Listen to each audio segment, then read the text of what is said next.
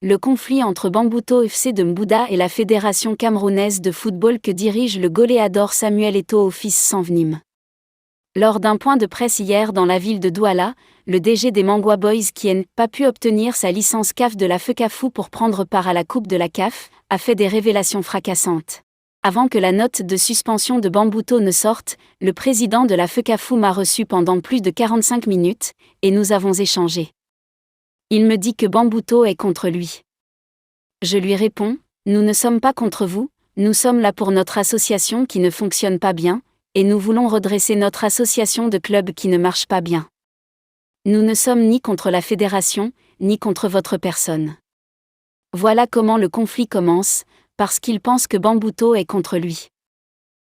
Je lui dis qu'il vaut mieux un mauvais arrangement qu'un bon procès.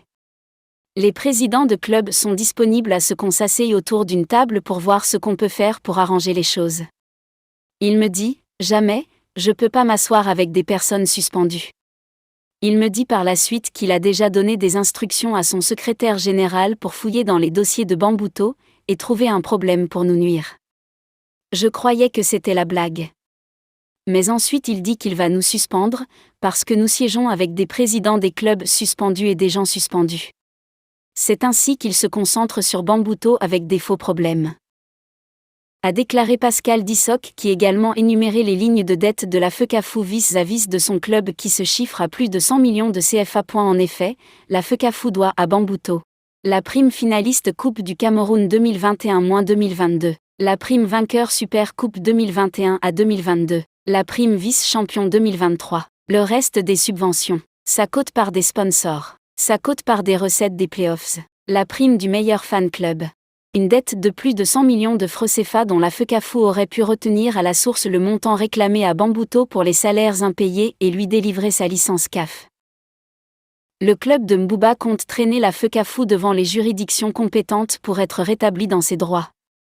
En dehors de cela, il se pourrait que Samuel Eto'o ne soit plus président de la FECAFOOT dans les prochains jours. À cause de ses multiples dettes, personne n'aimerait plus lui faire confiance. Tous les actes posés par Samuel Eto'o depuis juin 2021 sont frappés de nullité. Bientôt la CAF et la FIFA prendront le soin d'enlever son nom des invitations adressées à la FECAFOOT. Merci d'avoir regardé la vidéo jusqu'à la fin. Dites-nous en commentaire ce que vous en pensez. N'oubliez pas de vous abonner et cliquer sur la cloche de notification pour être au parfum des nouvelles publications. À très bientôt les amis.